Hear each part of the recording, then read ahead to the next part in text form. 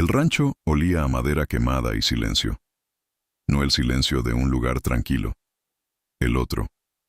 El que se instala después de que algo terminó y nadie sobrevivió para contarlo, excepto yo. Había 6 hombres cuando llegué esa mañana. Para el mediodía, yo era el único que seguía de pie. No lo digo con orgullo. Lo digo porque es la verdad, y porque la verdad a veces no tiene manera de sonar bien. Afuera, mi caballo me esperaba atado al poste. No relinchó cuando salí. Solo me miró, de esa forma que tiene, como si ya supiera lo que había pasado adentro y no necesitara que yo se lo explicara. Monté. El camino de vuelta a Álamos era largo. Tuve horas para pensar en lo que había salido mal, en lo que había salido exactamente como tenía que salir, y en la diferencia entre las dos cosas. No siempre es fácil distinguirlas, pero para entender cómo llegué a ese rancho, tengo que empezar por otro lado, por el principio, o al menos, por lo que yo creí que era el principio. Sonora, 1878. El verano en el norte de Sonora no pide permiso. Entra como entra todo lo inevitable, sin anunciarse, sin disculparse, dejando que el calor lo cubra todo, hasta que el mundo entero parece hecho de polvo y paciencia. El polvo se pegaba a los labios y el aire quemaba adentro antes de llegar a los pulmones. Los mezquites a los lados del camino estaban inmóviles. Ni un temblor. Cuando los mezquites no se mueven, el día va a ser largo. Yo llevaba 3 semanas operando en el norte del estado. Encargos pequeños, un deudor que no quería aparecer, un hombre buscado que se había escondido en un rancho de su primo, una carta que tenía que llegar a manos del destinatario sin pasar por el correo oficial. El tipo de trabajo que no tiene nombre bonito pero que paga puntual. Álamos era mi base esos días, o lo más parecido a una base que alguien como yo puede tener. Una ciudad vieja, de plata y sombras, con una catedral que miraba hacia abajo a todo el pueblo como recordándoles que debían algo. Me gustaba eso de Álamos. La gente sabía cuál era su lugar. No hacía preguntas que no quería que le contestaran. La fonda donde dormía tenía un patio con una higuera. Por las mañanas, la dueña dejaba café de olla en la mesa antes de que amaneciera del todo. Ese café era lo mejor de Sonora ese verano. No sé cómo le hacía, pero siempre tenía canela y siempre estaba en su punto. Si eso les parece un detalle sin importancia, es porque nunca pasaron 3 semanas durmiendo donde caben y bebiendo lo que haya. Cuando encuentras algo bueno, lo recuerdas. Me llamo Clint Mercer. En algunos pueblos eso dice algo.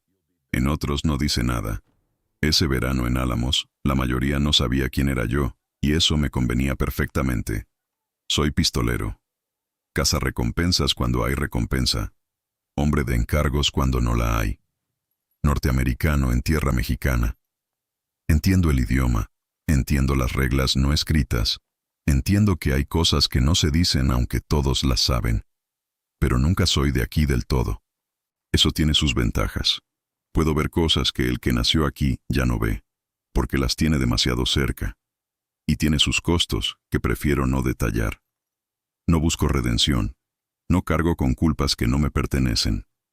Cargo con las mías, que ya son suficientes, y procuro no añadir más de las necesarias. No siempre lo logro. Una cosa que aprendí, y que me costó aprenderla, es que en este trabajo, el hombre más peligroso en un cuarto no es el más fuerte ni el más rápido. Es el que ya decidió lo que va a hacer antes de entrar. Ese hombre no duda, y en el momento en que alguien duda, ya perdió. Yo casi no dudo. Ya no. ¿Eso me hace mejor o peor que otros hombres? Depende de a quién le preguntes. Yo dejé de preguntar hace tiempo. Los personajes de esta historia son 2. El primero era Esteban Roa. 50 y tantos años. Pelo blanco, manos de trabajador, las palmas anchas, los nudillos oscuros de tanto sol. Era el capataz del rancho La Colorada a media jornada de Álamos. Hablaba poco, y cuando hablaba, elegía cada palabra como si le costara dinero usarla. La primera vez que lo vi, lo que noté fue que nunca miraba directamente a los ojos. No por cobardía. Lo entendí después. Era un hombre que había aprendido a observar sin que lo observaran, porque en algún punto de su vida, que lo vieran mirar había sido peligroso. Tenía un tic. Se pasaba el pulgar por el borde del sombrero, despacio, cuando estaba pensando algo que no iba a decir. Cuando empecé a verlo hacer eso seguido, entendí que había mucho que Roa no me estaba diciendo. El segundo era Dolores Cienfuegos, 30 años, o cerca, viuda del dueño original de la Colorada, o eso decían. Pelo negro recogido siempre en el mismo nudo, sin adornos. Ojos que procesaban todo antes de que su cara mostrara nada. No era el tipo de mujer que espera que el mundo le explique lo que pasa. Era el tipo que ya lo sabe y está decidiendo qué hacer con esa información. Lo que me llamó la atención de ella la primera vez no fue cómo se veía. Fue lo que no hizo. Cuando entré a la sala de la hacienda, todos los presentes me miraron de frente o apartaron la mirada. Ella no hizo ninguna de las dos cosas.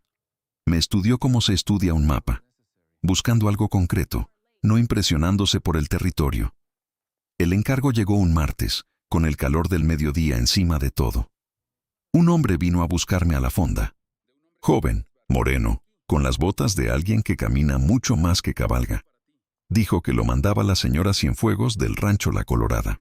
Dijo que ella necesitaba hablar con alguien que supiera resolver problemas que la ley no quería ver. Esa descripción me la sé de memoria. Es la descripción de lo que yo hago. No fui esa misma tarde. Fui al día siguiente, de mañana, cuando el calor todavía no había cerrado el cielo. Mi caballo conoce los caminos de tierra roja del norte de Sonora. Los sigue sin que yo tenga que guiarlo mucho. La hacienda era grande para la zona, construida en adobe viejo, con muros gruesos que guardaban el fresco. En el patio principal había un naranjo que no tenía ningún lugar lógico estando ahí, pero estaba. Dolores Cienfuegos me recibió en la sombra de ese naranjo, con café servido en tazas de barro y una expresión que no pedía ni daba confianza. Me explicó el problema en 10 minutos, sin rodeos, sin lágrimas, sin el tipo de teatro que a veces hacen los que quieren que uno sienta que les debe algo antes de cobrar. Había 6 hombres del rancho vecino, la Aguanieve, propiedad de un tal Cosme Aldrete, que llevaban 3 meses presionando para que ella vendiera. Habían quemado un almacén, habían espantado al ganado, habían amenazado a 2 de sus trabajadores hasta que se fueron. La ley en Álamos miraba para otro lado. Aldrete era viejo dinero. Mi razón para aceptar no fue heroica. Era el doble de lo que normalmente cobro, y el café estaba bueno. El camino hacia la Aguanieve pasaba por un cañón angosto donde los cerros tapaban el sol hasta bien entrada la mañana. Mi caballo entró sin dudar, pero a mitad del cañón hizo algo que no hace seguido. Paró solo, no por miedo al camino. Lo conozco bien. Paró como paran cuando algo que no se ve todavía se siente. Estuve quieto 2 minutos, escuchando. Viento entre las rocas. Un cuervo en algún lugar arriba. Nada más. Seguimos. Pero ese paró se quedó conmigo el resto del día. Hay cosas que los caballos saben antes que los hombres. No porque sean más listos, porque no se distraen con lo que quieren creer. Llegué a la Aguanieve entrada la tarde. Quería ver la propiedad de Aldrete antes de que supieran que alguien había ido a verla. El rancho era el doble de grande que La Colorada. Más ganado, más gente moviéndose entre los corrales, más caballos. Dinero visible en cada poste recién pintado, en cada barda reparada. Lo que no cuadraba era el número de hombres armados en un rancho que, en teoría, era solo una operación ganadera.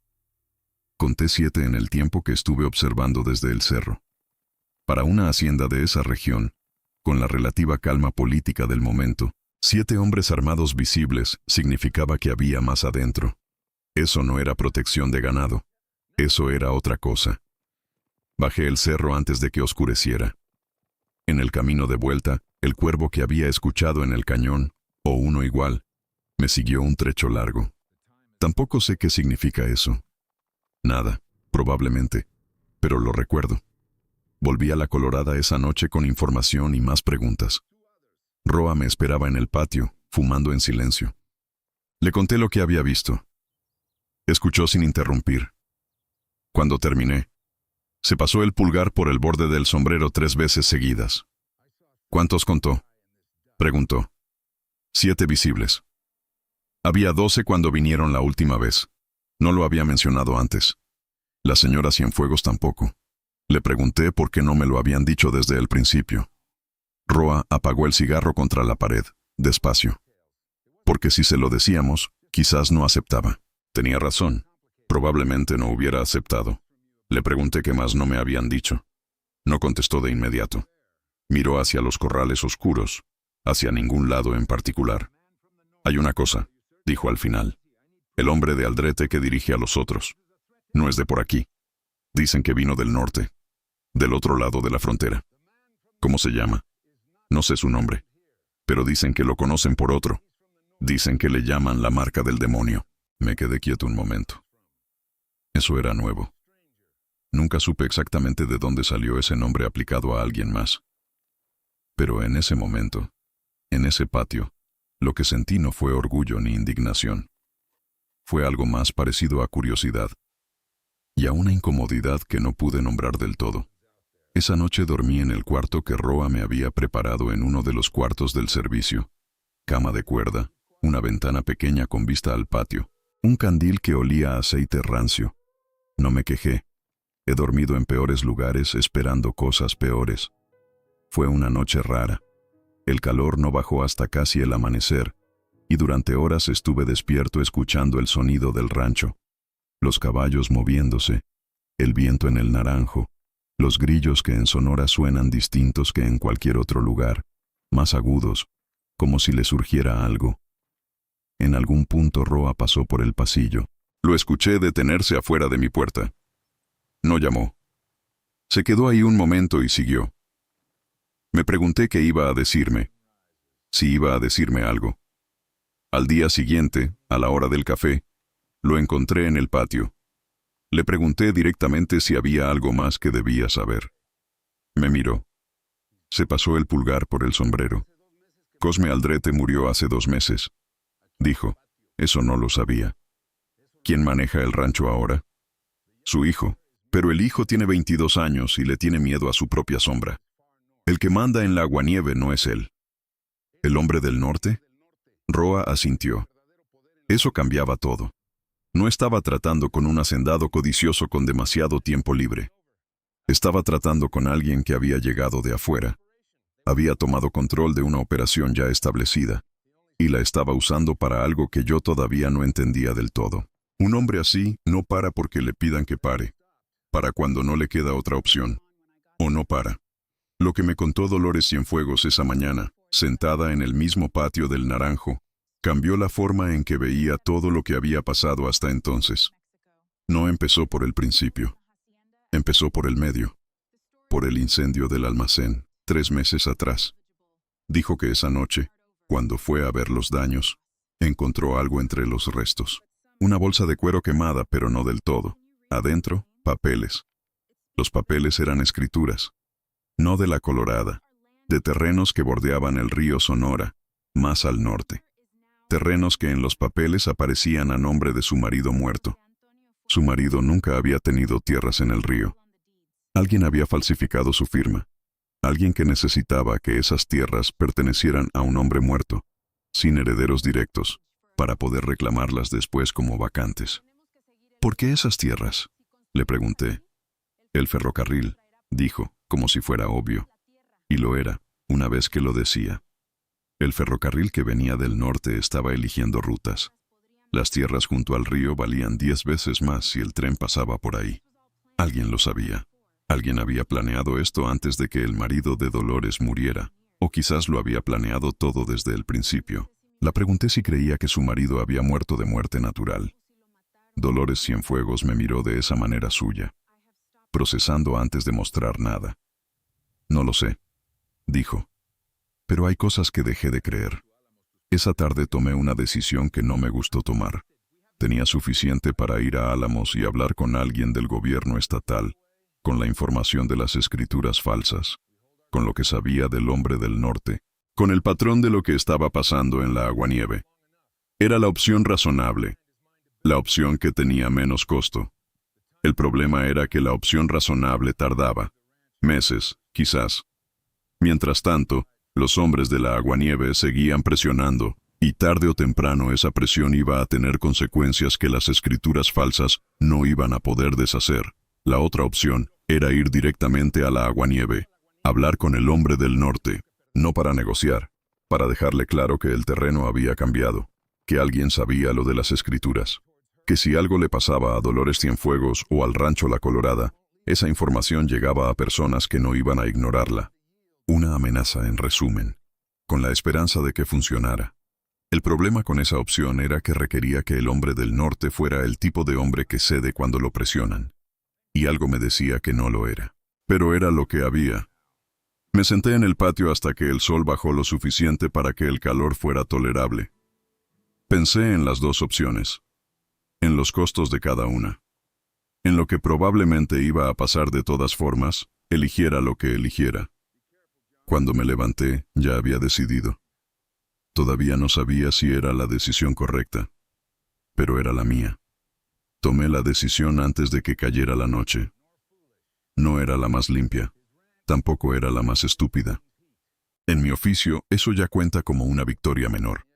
Le dije a Roa que al amanecer iría a la aguanieve. Él no hizo preguntas.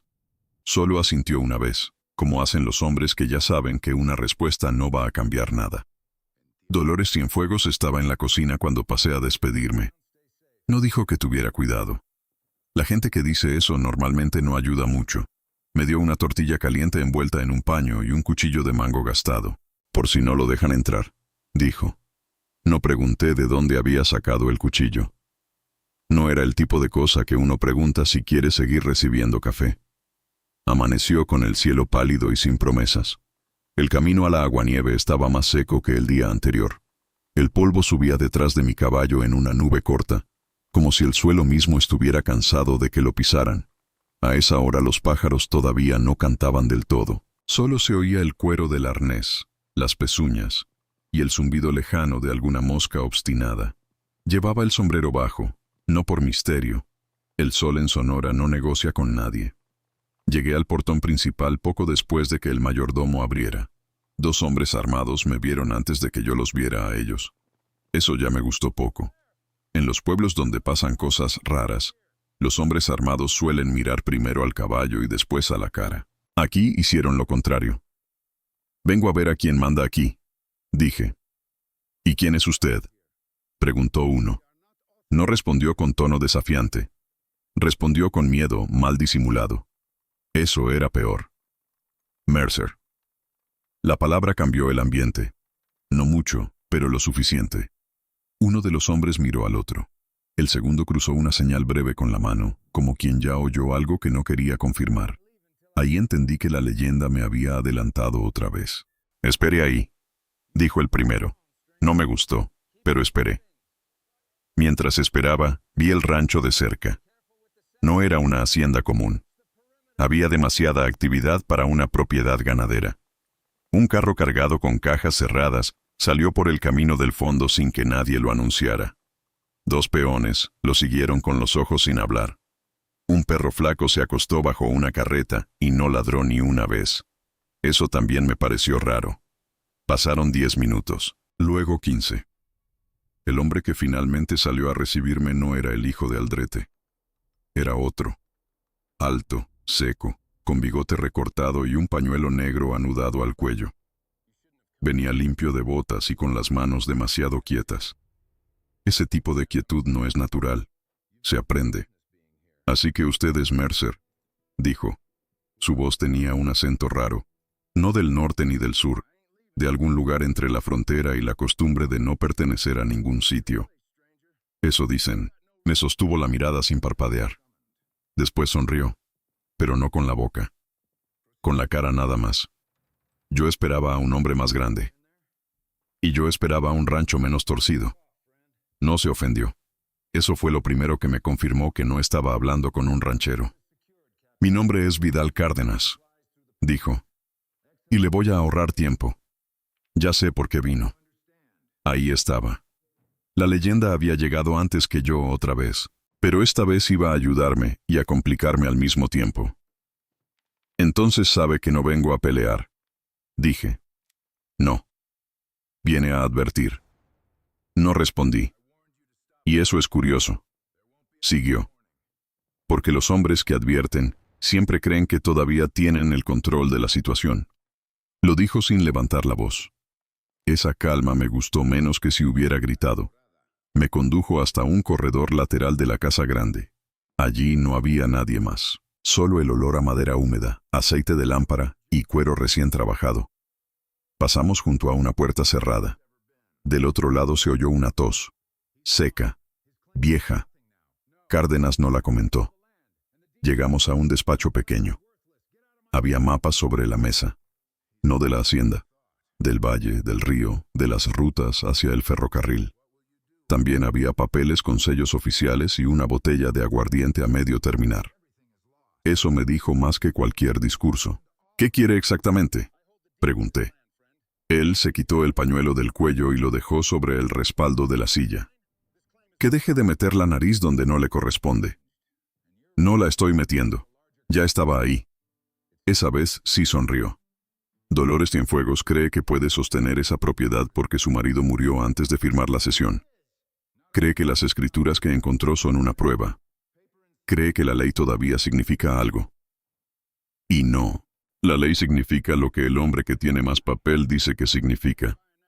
Eso me hizo pensar en Álamos, en los juzgados, en los hombres de traje que jamás se ensuciaban los dedos, pero decidían quién podía quedarse con qué.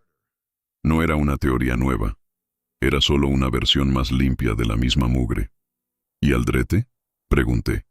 Cárdenas hizo un gesto leve, casi de cansancio.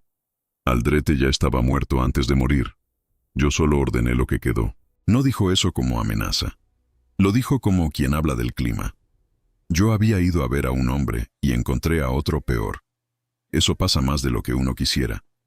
Le dije que las escrituras falsificadas iban a terminar en manos equivocadas si seguía empujando al rancho. Le dije que la muerte de Aldrete, si había pasado como sospechaba, podía abrir preguntas que no le convenían. Cárdenas me escuchó sin mover un dedo. ¿Y quién va a hacer esas preguntas? ¿Usted? Si hace falta. ¿Y para qué, Mercer? ¿Para arreglar esto? ¿Para salvar a una viuda con tierras y un capataz fiel? Usted no es ese tipo de hombre. No era un insulto. Era una descripción acertada. No, dije. Pero sí soy el tipo que le puede complicar la semana. Ahora sí soltó una risa breve, casi sincera. Eso ya lo sé, dijo. Por eso lo dejé entrar. Ahí entendí otra cosa. No me había recibido porque quisiera hablar. Me había recibido porque quería medir cuánto sabía yo y cuánto estaba dispuesto a hacer. Y todavía había algo más. Lo vi en su forma de moverse hacia la mesa, en cómo eligió no darle la espalda a la puerta. Él también sabía que algo faltaba. La conversación se detuvo cuando oímos pasos afuera. No eran pasos apurados. Eso habría sido mejor.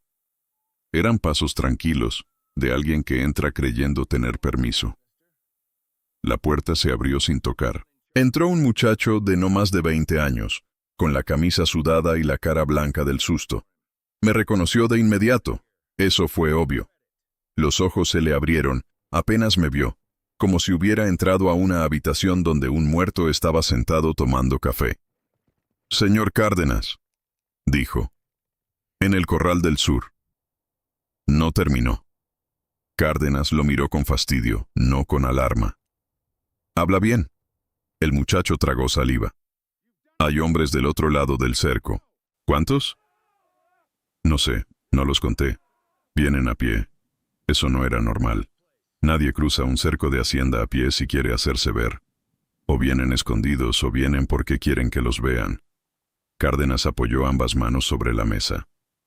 «¿Quién los manda?» El muchacho me miró una vez, rápido, y luego apartó la vista. «Dicen que uno de ellos trae una marca en la mano», murmuró. «Dicen que es el gringo». No hizo falta que dijera más. Mi nombre ya se estaba usando en esa propiedad como si yo fuera parte del inventario. Cárdenas levantó la vista hacia mí por primera vez con algo parecido a interés real. «Parece que ya no está solo, Mercer». Y entonces supe que la visita acababa de cambiar de forma. Nos movimos al Corral del Sur sin correr. Correr es lo que hacen los hombres que todavía creen que el tiempo les pertenece. Desde el corredor se veía el cercado de madera y, más allá, la línea baja de los mezquites. Había 6 hombres del otro lado. No estaban escondidos. Uno de ellos llevaba el sombrero en la mano, como si hubiera venido a una visita formal. Otro se mantenía un paso atrás, quieto, con una carabina colgando baja. El que iba al frente levantó la voz. «Buscamos a Mercer». Cárdenas me miró de reojo. No sabía que tenía admiradores. Yo tampoco. El hombre del frente dio un paso más. «Traemos palabra para el que manda aquí. Si no sale, la dejamos con quien encuentre». Aquello me sonó demasiado limpio, demasiado preparado. El muchacho que había entrado antes estaba blanco como papel. Roa no estaba en ese lugar. Si lo hubiera estado, habría notado lo mismo que yo. Esos hombres no venían a pedir nada. Venían a confirmar algo. Cárdenas habló sin levantar la voz. «¿Los conoces?» «No. Pero ellos a usted sí». No contesté. Entonces uno de los hombres del otro lado sonrió. No era una sonrisa buena. Se llevó 2 dedos al sombrero y habló como si estuviéramos en una pulquería y no frente a una cerca de hacienda. «La marca del demonio», dijo. Pensé que sería más alto. Al oír eso, el muchacho soltó un ruido pequeño, como si le hubieran apretado el pecho. Cárdenas no se movió, pero pude ver el cálculo en su cara. La leyenda ya no venía detrás de mí, ya estaba parada frente a mí. No saqué el arma. Tampoco lo hizo Cárdenas. Los hombres del otro lado del cerco tampoco. Eso duró lo suficiente para decirme algo importante. No habían venido a pelear. O no solo a pelear. Si uno de ellos quería empezar, ya lo habría hecho. En cambio, se quedaron ahí, mirándome como si yo fuera una pieza que no encajaba en el tablero. «¿Qué quieren?», pregunté. «Que se vaya de aquí», dijo el del sombrero. «Eso ya lo decidí yo solo. No esta vez». El tono con que lo dijo no era de amenaza. Era de aviso. Como si supiera algo que yo todavía no. Miré a Cárdenas. Él seguía sin mirar a sus hombres. Estaba viendo al del sombrero con una expresión que no me gustó nada.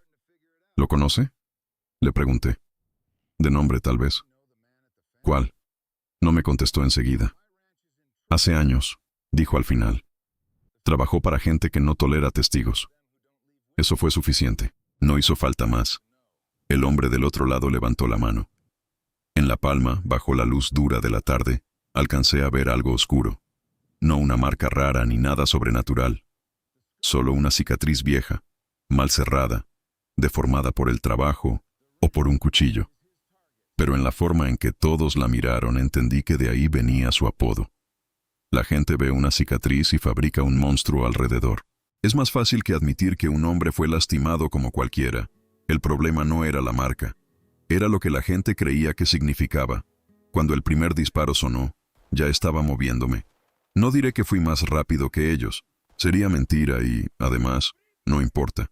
Importa que el tiro vino desde la izquierda, rebotó en la madera del corral y arrancó astillas que me pasaron cerca de la cara. Los caballos se alzaron detrás de mí. El muchacho se tiró al suelo. Cárdenas desapareció de mi vista entre una nube de polvo y el sonido seco de otro disparo. La pelea fue corta. A veces la pelea corta es la peor. No te da tiempo a pensar que todavía puedes arreglarla.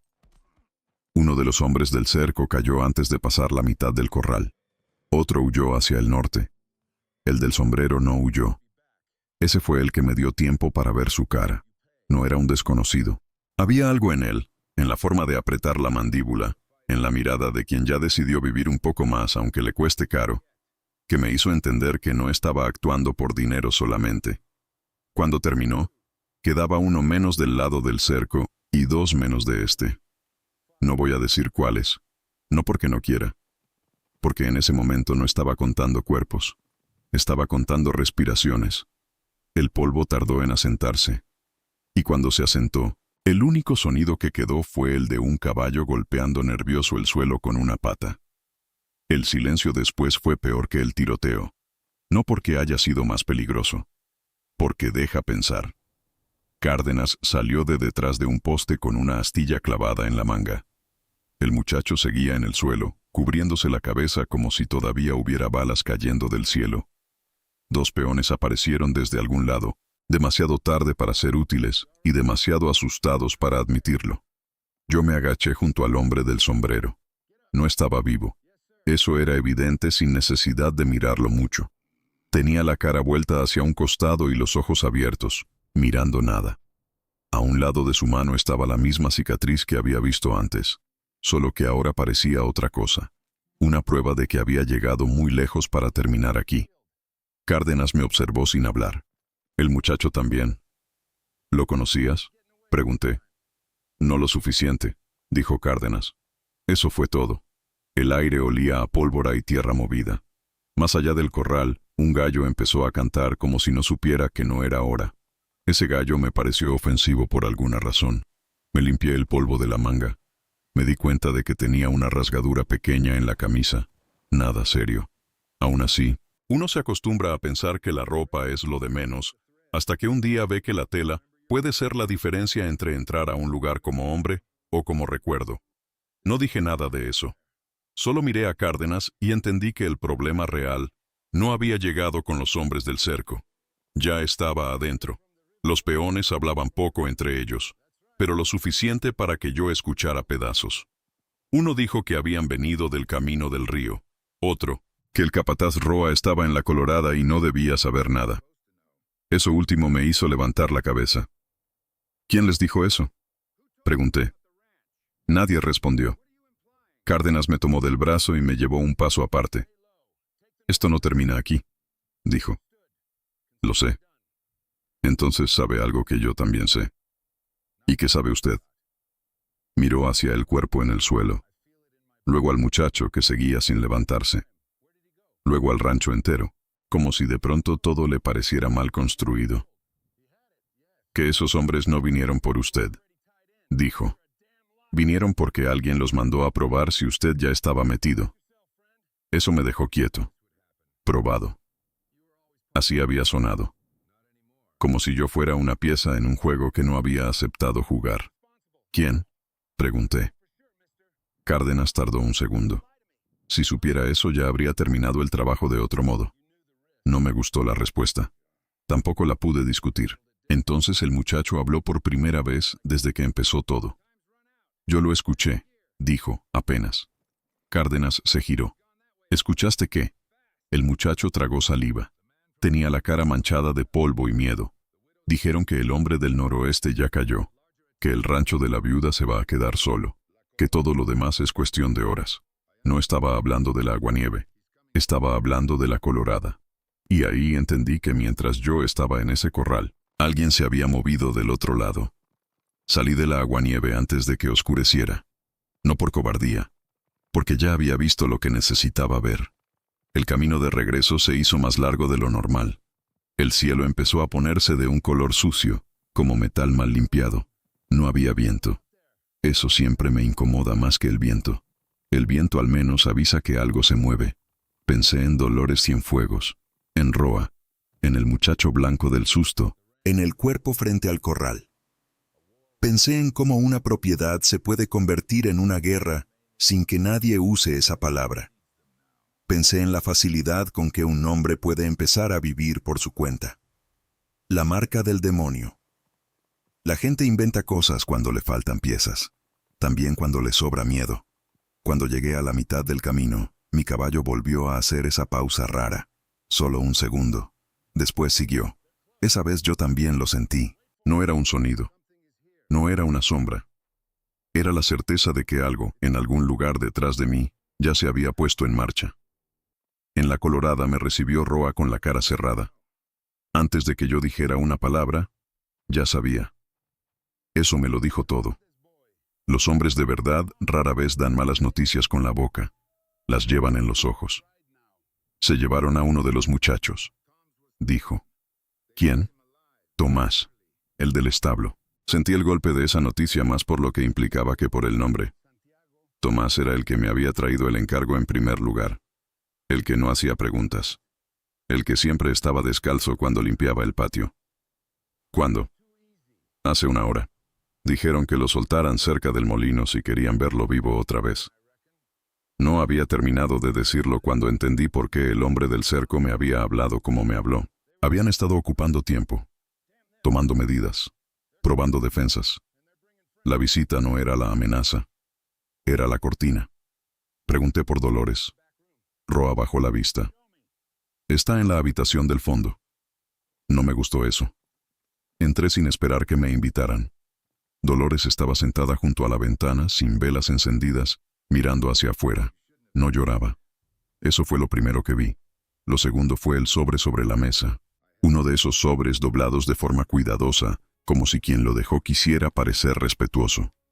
Lo tomé. Dentro había una sola hoja. No eran demandas. No eran insultos. Era peor. Decía que Tomás volvería si la señora entregaba lo que no le pertenecía. No especificaba qué era eso. No hacía falta.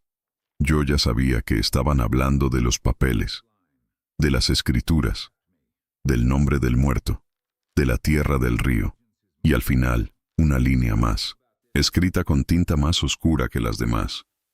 Mercer ya hizo su parte. Ahora queremos la nuestra. Levanté la vista despacio. Dolores ya estaba mirando hacia mí. ¿Qué significa eso?, preguntó. No contesté enseguida, porque en ese momento no lo sabía con certeza, y porque había algo en el modo en que esa frase estaba escrita que me decía una cosa mucho más desagradable. Alguien de esa historia estaba usando mi nombre como si yo trabajara para ellos. No dormí esa noche. Me quedé en el patio, con la espalda contra un poste y el caballo cerca, escuchando el rancho respirar en la oscuridad. A veces, cuando un lugar está demasiado quieto, se oyen los detalles pequeños. Una tabla que cede, una cuerda que golpea, el murmullo de una persona que no consigue dormir. En la Colorada, esa noche, todo sonaba más delgado de lo normal. Roa apareció cerca de medianoche. Traía una taza de café frío. Se sentó en el escalón de piedra sin preguntarme si podía. No fui yo, dijo. No dije nada, no hacía falta. Cuando vino el muchacho con el encargo, yo lo revisé. Venía limpio. No traía papel, no traía marca, no traía nada. Eso no importa. Sí importa. Lo miré. ¿Qué quiere decirme, Roa? Se pasó el pulgar por el sombrero. El mismo gesto de siempre. Esta vez fue más lento. Que alguien en esta propiedad sabía que usted iba a venir antes de que usted llegara. No respondí. Y que el mensaje que dejaron no era para ellos. Agregó. Era para que usted lo viera. Eso me dejó pensando en una verdad simple y fea. A veces el problema no es el enemigo que ves. Es el hombre que te acompaña mientras el enemigo trabaja. Miré la taza que me había traído. El café estaba viejo, amargo, casi negro. Lo bebí igual. En este tipo de noche, el mal café sigue siendo café. ¿A quién le conviene que yo esté aquí?, pregunté. Roa no contestó enseguida. Cuando lo hizo, fue apenas un murmullo. A quien quiera que ustedes dos se maten entre sí antes de preguntar demasiado. Eso fue lo más honesto que dijo en toda la noche. Y también lo más peligroso. Al amanecer me fui al molino. No tomé el camino principal. Fui por la vereda de los arbustos secos, con el caballo moviéndose despacio para no levantar demasiado ruido. El molino quedaba al borde de un arroyo casi seco, con una rueda de madera que ya no servía para mucho, solo para recordar que alguna vez hubo agua suficiente para justificarla. Encontré a Tomás antes de llegar del todo. No diré cómo estaba, no hace falta. Basta con decir que seguía vivo, aunque no por mucho tiempo, si no hacía algo rápido. Estaba atado a la sombra de una pared baja, con la boca reseca y los ojos muy abiertos. Cuando me vio, intentó hablar. No pudo. Lo desaté. No tenía sentido correr. No con él así. Lo subí al caballo de mala manera, como pude, y emprendí la vuelta. No llegué lejos. A mitad del camino oí el primer disparo, luego otro. No venían del molino. Venían de adelante. Me detuve. 2 hombres salieron entre los mezquites. No eran los del cerco. Estos eran más jóvenes y más nerviosos. Uno de ellos me gritó que me bajara. El otro ya tenía la carabina levantada. Tomás empezó a moverse, incapaz de entender qué pasaba. Yo tampoco entendí todo en ese segundo. Solo supe lo suficiente para no esperar. La decisión de ese momento no era entre vivir o morir. Era entre dejar a Tomás allí o intentar sacarlo bajo fuego. Entre volver a la Colorada con una respuesta o con una historia incompleta. Elegí moverme. El caballo se echó hacia un lado. El disparo pasó por encima. Uno de los hombres retrocedió. El otro se quedó quieto una fracción de más. Esa fracción le costó el resto de la mañana. Cuando terminó, el camino estaba lleno de polvo y nada más. Tomás seguía respirando. Yo también. Pero ya no estaba seguro de que llegaríamos al rancho con el mismo número de verdades con que habíamos salido. A Tomás lo metimos en una habitación del fondo. Dolores lo vio una vez y no preguntó nada. Eso me pareció más fuerte que cualquier llanto. Le di agua. Solo un poco. Lo suficiente para que no se ahogara con su propia garganta. Entonces habló. No todo. Apenas pedazos. Dijo que alguien dentro del rancho había estado entregando horarios. Que el hombre del norte sabía cuándo salía cada peón. Cuándo quedaba el portón sin vigía. Cuándo Roa se encerraba a revisar cuentas. Dijo que lo habían usado a él para llevar mensajes a lugares donde no debía ir. ¿Quién?, le pregunté. Tomás movió la cabeza. No por no querer decirlo, porque no podía. No sé, susurró. Pero vi al que mandaba una vez. No era de aquí. Eso ya lo sabía. ¿Y la marca? Tomás me miró como si le costara entender la pregunta. No es una marca, dijo al fin. Eso me detuvo. ¿Qué es entonces? Tragó saliva con dificultad. Es una cicatriz vieja, pero la enseñan como si fuera otra cosa. Me quedé callado. Así que ahí estaba. El apodo no venía de nada oscuro. Venía de un hombre herido que había aprendido a usar la herida como bandera. Nada más humano que eso. Nada más peligroso tampoco. Tomás cerró los ojos un instante. Cuando los abrió, dijo algo que no esperaba. Mercer. Yo lo oí nombrarlo antes de que usted llegara. A mí, asintió. Dijeron que si el gringo se metía, había que hacerlo quedar mal. Que si parecía que usted trabajaba para ellos, la señora no iba a saber a quién creer. Sentí que la pieza faltante por fin encajaba, y no me gustó la forma en que encajó. No estaba resolviendo un pleito de tierras. Estaba en medio de una trampa para rompernos por dentro. Fui a ver a Dolores antes de que anocheciera. No me recibió como viuda ni como dueña de hacienda. Me recibió como una mujer que ya tenía suficiente con lo que sabía y no necesitaba adornos. Le conté lo de Tomás. Le conté lo de las escrituras. Le conté lo que me había dicho Roa y lo que había dicho Tomás sobre el nombre que usaban como cicatriz. No le dije todo porque todavía no sabía todo, pero le di lo suficiente para que entendiera una cosa. Alguien estaba jugando con ambos lados. ¿Usted cree que Roa me traicionó?, preguntó ella. Creo que Roa ha escondido cosas. No sé si por lealtad o por miedo. Eso no es una respuesta. Es la única que tengo. Dolores se levantó despacio. Fue hasta la ventana. Afuera, el patio estaba naranja por la luz de tarde.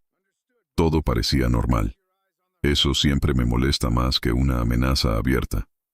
Mi marido nunca confió en nadie, dijo. Ni siquiera en mí, al final. Los hombres como él suelen confundir cautela con inteligencia. Ella soltó una risa breve. Sin alegría, pero real. Y los hombres como usted confunden distancia con honestidad. Eso me dio justo donde tenía que darme. No discutí. Cuando una mujer como Dolores te dice algo así, normalmente no te está insultando. Te está viendo con más claridad de la que te conviene. La última pieza llegó esa misma noche, y vino de donde menos esperaba. Roa me encontró en el patio, cerca del pozo, con el sombrero en la mano. No vino rápido.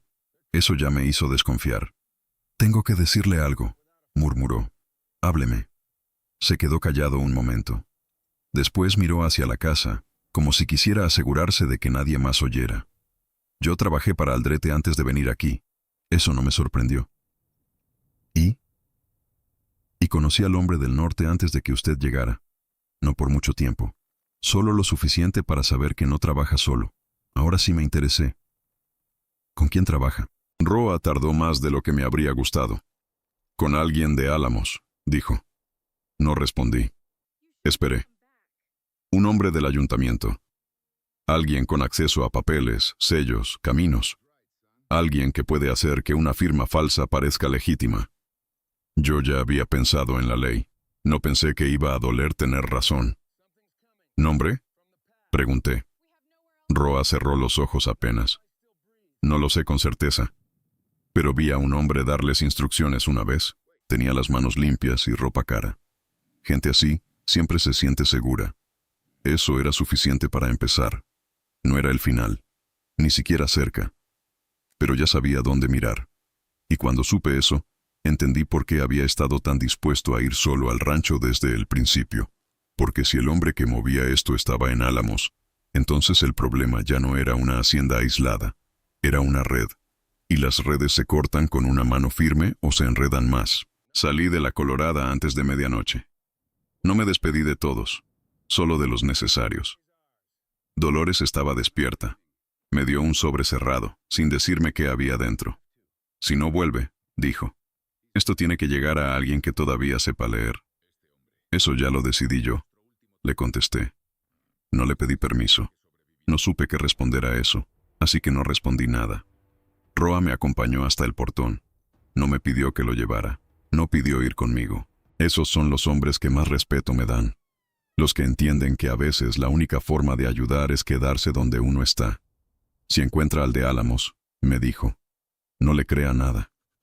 No suelo hacerlo. Haga una excepción con nadie. Eso sí me hizo sonreír. Apenas. Monté. Al salir, me giré una vez.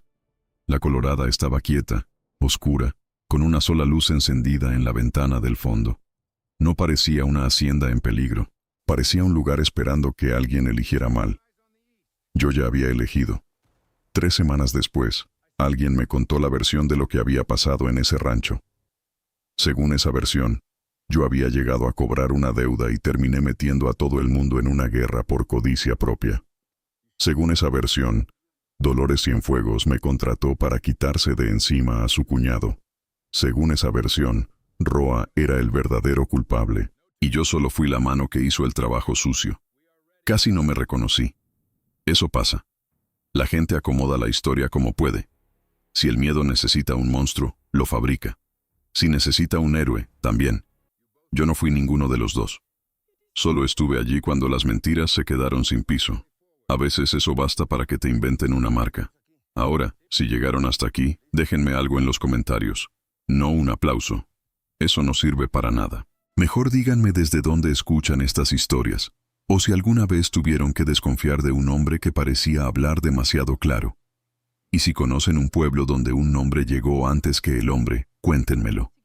Esas son las historias que valen la pena. La próxima vez les voy a contar de un pueblo al pie de la sierra, donde enterraron a un juez con sus propios documentos encima. Nadie quiso abrir ese caso durante 20 años. Hasta que un día apareció una mujer con un libro de cuentas y una llave que no debía existir. Esa sí fue una noche larga.